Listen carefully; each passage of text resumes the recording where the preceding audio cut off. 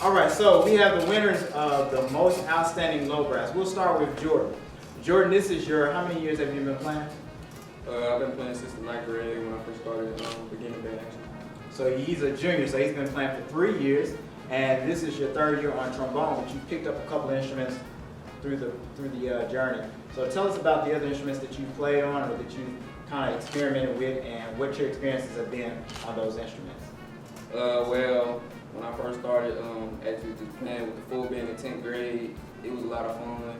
And then when you first hit me up, like you saw that I had a lot of inspiration about finally getting to play on the baritone. Like I was really stoked about being on it.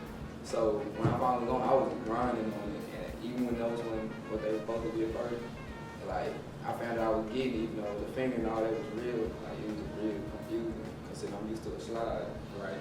But I've always just had like a love for the baritone, and then I like how the tuba that sound is. I like those low notes. I just love everything about it. Like it was very difficult, but it was always fun to be on. Well, I know that you're the one of 3 trombone players, and you and your section mate Justice had to double, had to play trombone and baritone to help fill out the low brass section. So just kind of talk about the role that you've had to play, not just on trombone, but switching back from trombone and baritone. That role, like, you put us on it for a reason, and us being on there, we can't not live up to the expectation.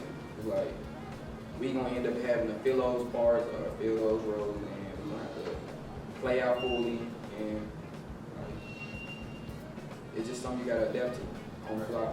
And that's what we've had to, we've been in a pandemic year, we've had to adapt to not having a full section or a section full of baritones and tubas and trombones. You started out as a baritone player when you came to the high school band program in 9th grade, and one day heard you playing the sousaphone. You sounded pretty good on it, and it was a natural fit, and you've been growing ever since. Tell us about your experiences of playing sousaphone and being the section leader on an instrument that you had never played on before prior to coming to high school.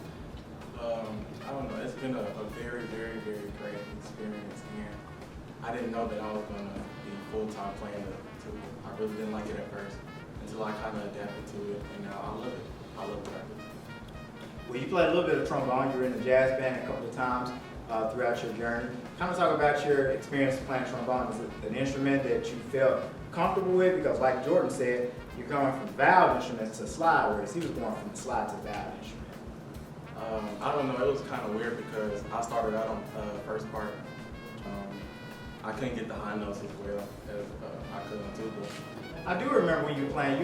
You were playing first trombone at one point. I think I do remember that. And then you were so good on those lows, which lets you know you're a natural born tuba player because you were really good on those lows. And that's one thing that I liked about you guys setting a section together for a couple years.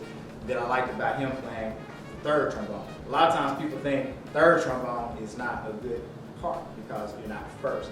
But you have to have a strong player on first, a strong player on second, and a strong player on third. When you're not in the lineup is the problem. That's when you know you have some work to do.